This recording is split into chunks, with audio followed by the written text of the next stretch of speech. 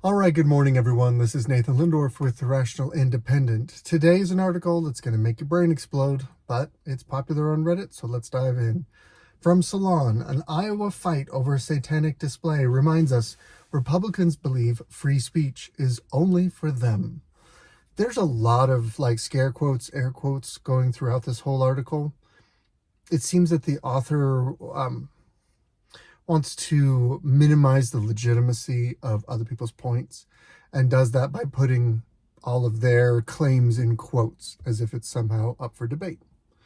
It's become a Christmas tradition. Oh, nope. Sorry, I got it wrong. It's become a holiday tradition, especially in red states. Every year, in response to overtly Christian displays put up in government buildings, the Satanic Temple petitions to set up a display honoring Lucifer and usually succeeds. Okay, here's where it begins. The Supreme Court long ago created a loophole in the First Amendment to allow religious displays. The First Amendment protects freedom of speech, freedom of religion, freedom of assembly, all sorts of really cool freedoms. Being able to express the things you believe in is not a loophole in the First Amendment. It is the First Amendment.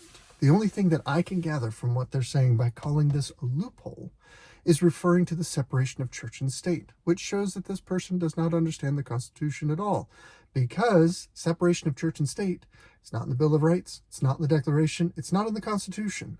It is not constitutional doctrine. It is from a letter written by a founder in the years following on after the establishment of our constitutional republic, to clarify a point. Okay, so basically one of the themes throughout this whole article is that the author talks about how, the Satanists are just trolling the Christians. They're just poking fun at their hypocrisy, right? The simple truth is we live in a society founded on Judeo-Christian ethics. Things like mercy for the weak, things like a right to a trial by peers, things like respect for a person's privacy and bodily autonomy, things like freedom of religion. These things are principles that predate the establishment of our Constitution and our Bill of Rights, that are founded on the ethics of the Judeo-Christian worldview. In other words, they're not universal to the human experience. This is something that is different.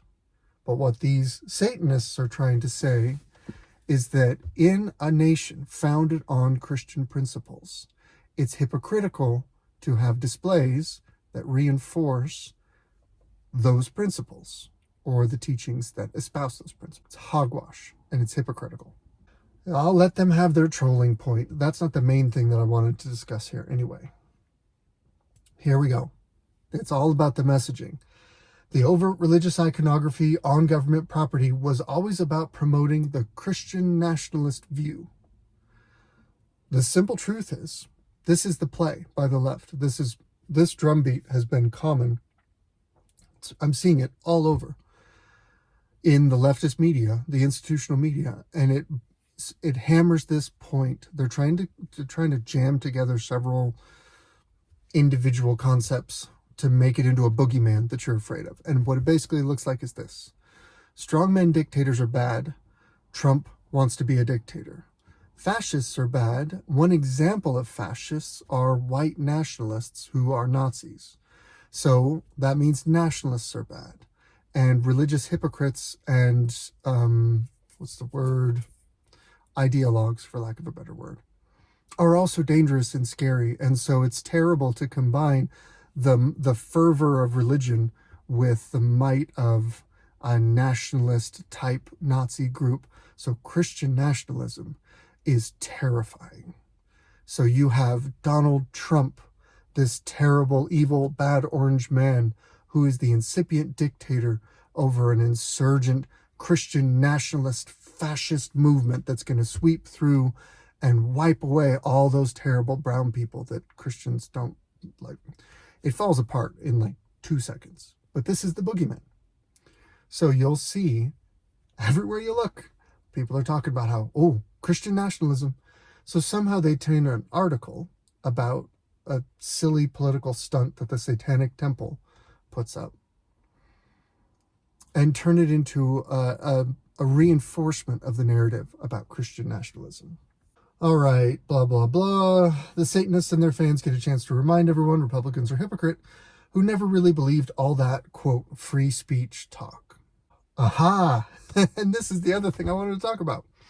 The story has more national resonance than usual, however.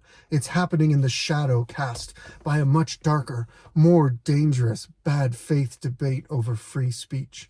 The fight over alleged anti-Semitism on campus.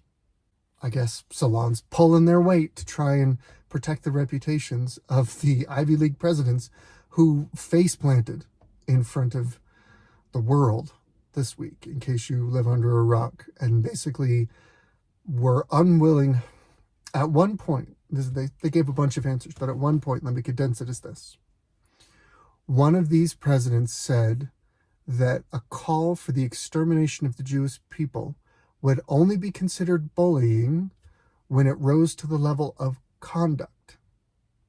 In other words, the commission of genocide was prerequisite for the administration to consider calls for genocide to be bullying and to be a violation of their code of conduct on campus. That is bat bonkers crazy. But we've got to do damage control. So here's how. Again, I'm just going to read it because the language is so clearly designed to inflame emotion and to apply labels. It's not worth picking apart, but it's worth seeing, because there are people who read this. This is the thing that I want to re-emphasize. There are people who read these articles and just swallow them uncritically. There are people in your orbit who think this way, think that this is normal and rational. In their twin quest to divide and conquer the left and deflect from Donald Trump's responsibility for unleashing a torrent of bigotry across the U.S. Why, assuming much, right? House Republicans decided to host one of their many disingenuous spectacles disguised as hearings last week. So even Congresspeople can't have hearings. They have to be disingenuous spectacles. But clearly only the Republicans would do that. 3 presidents of elite universities were summoned to discuss anti-Semitism on campus. Yeah, people get summoned to testify before Congress all the time. This is not special, but they're describing it like this some weird tribunal of like a kangaroo court, whatever. In a clip that went viral, these 3 were unable to state plainly, under questioning from a congressional representative, that students would be expelled if they called for the genocide of Jews. Why not? I feel like if a white guy goes on campus and calls for the extermination of all black people in America, he would be getting expelled for that. Especially if he led a rally and fomented a crowd to have this hate speech.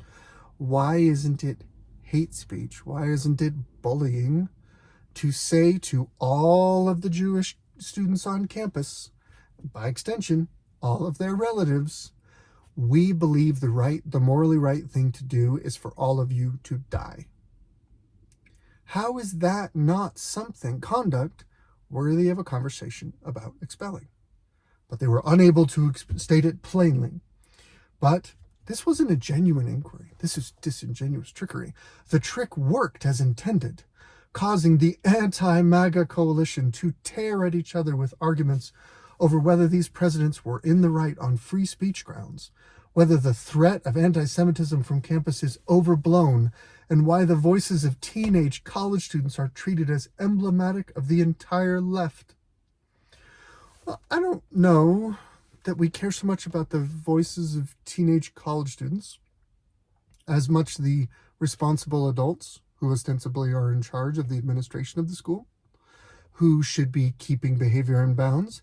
Or maybe it's because the entire left has assembled in dramatically popular displays since the October 7th attack, all over the country, all over the world, really, doing huge pro-Palestine rallies, sometimes even overtly pro-Hamas rallies. If you look at the left, they are supportive of Palestine, they are supportive of Hamas, and they question the right of the Jews to exist. I think that's, if you see leftists on campus, teenage college students, echoing those same sentiments, then yeah, they're emblematic of the entire left. But nope, it was just a trap. But while people get into often incomprehensible arguments over the finer points of defining genocide and free speech, I think you're the only one trying to make this incomprehensible. It's pretty clear. Those are words that are not complicated. What is getting lost is the most important issue. Republicans are a bunch of lying hypocrites. Again, how is this reason? How is this argument? This is just specious deflection and name-calling. Hey, listen, we don't really want to debate the merits of genocide and free speech. We just want to recall Republicans lying hypocrites. That's the important part. The MAGA right has been wailing for years about the alleged threats to free speech from hazily defined social pressures like wokeness and cancel culture. I think you've tried to muddy the water, and by you I mean the left. But I don't think wokeness and cancel culture are all that hazily defined, and I don't think these are alleged threats to free speech. Well, I'll return to one that I made a video about before. When you have someone like Alex Jones, who is not popular with many, many people, who says crazy stuff, who I don't agree with all the time, but we're allowed in this country to be crazy. Just like I said about Donald Trump yesterday. We're allowed to be wrong, to be deluded, to be mistaken. We're allowed to say stuff that's factually not true. All of that is okay. What we're not allowed to do is lie and defraud or call to violence, with lying and fraud being essentially civil levels of violence. You're trying to harm someone through your words. Someone who speaks against the ideological left gets canceled, gets fired, gets their channels taken down, gets banned, gets sued. That's cancel culture. When you have a group of people that are in charge of the levers of power and the levers of information and money that flow through society, and if they see someone they don't like, they decide in a coordinated fashion to remove that person's voice, that's cancel culture. It's not hazily defined. It's not an alleged threat to free speech, because everyone who speaks thereafter has their speech chilled because they know what happened to the other guy. And they realize, oh, I can't push it that far, or I can't touch that hot topic because that will get me canceled. But when it comes to opinions they don't like, they don't hesitate to call for the blunt force of censorship. So I think this is where they're tying it back to the Satanic Temple, and they're saying Christians who object to Satanism are calling for censorship, and that means that the right and left are morally equal in terms of government censorship. It's total baloney. As many people pointed out, Republicans have defended genocidal and violent rhetoric for years under the guise of free speech. Do tell, this is news to me. Trump's unsubtle calls for violence against his perceived enemies. Source needed. The guy says a lot of stuff, and it's all on camera. Go ahead, quote him. When did he call for violence? He doesn't. If he did call for violence, he should be in prison right now, especially if it led to violence, because calls to violence are not supported by the right. That's not something that we do.